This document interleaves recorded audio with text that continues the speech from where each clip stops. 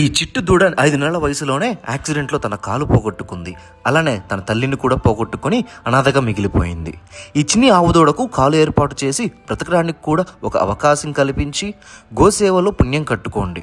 ఆంధ్రప్రదేశ్ రాష్ట్రం విజయవాడ దగ్గర నూజివీడు టౌన్ దగ్గర ఈ దూడ ఉన్నది. ప్రతిరోజు ఉదయం సాయంత్రం దీనికి ఆవు పాలు కొని తాపించాలి. ఈ లేగ దూడ కృత్రిమ కాలుకు మరియు పాలు కొని తాపడానికి కనీసం 50,000కు పైగానే ఖర్చు అవుతుంది. మరియు నూజివీడు దగ్గర నుండి అమలాపురం తీసుకువెళ్లి కాలు తగిలించడానికి బండి బాడుగ అదనం. సహాయం చేయదలిచిన వారు క్రింద ఇచ్చిన గూగుల్ పే మరియు ఫోన్ పేలకు మీ ఆర్థిక సహాయం చేయగలరు. గోరక్షిత్ దళ్ సంస్థ వందలాది గోమాతలు యాక్సిడెంట్ అయ్యి ఫుడ్ పాయిజన్ అయ్యి ప్రాణాపాయ స్థితిలో ఉంటే సమాచారం అందిన వెంటనే వైద్యం చేయించి ప్రాణాన్ని నిలబెడుతుంది. ఈ కార్యక్రమంలో గోరక్షిత్ దళ్ సొంత డబ్బును ₹1,00,000 ఖర్చు చేయడమే కాక అప్పుల పాలు కూడా అయ్యింది. అయినా సరే గోసేవ ఆపడం ఇష్టం లేక హిందూ బంధువులతో మానవత్వం ఉన్న వారు ఉండకపోరు, గోసేవలో మద్దతు ఇవ్వకపోరు అనే ఉద్దేశంతో విధిలేని పరిస్థితిలో క్రౌడ్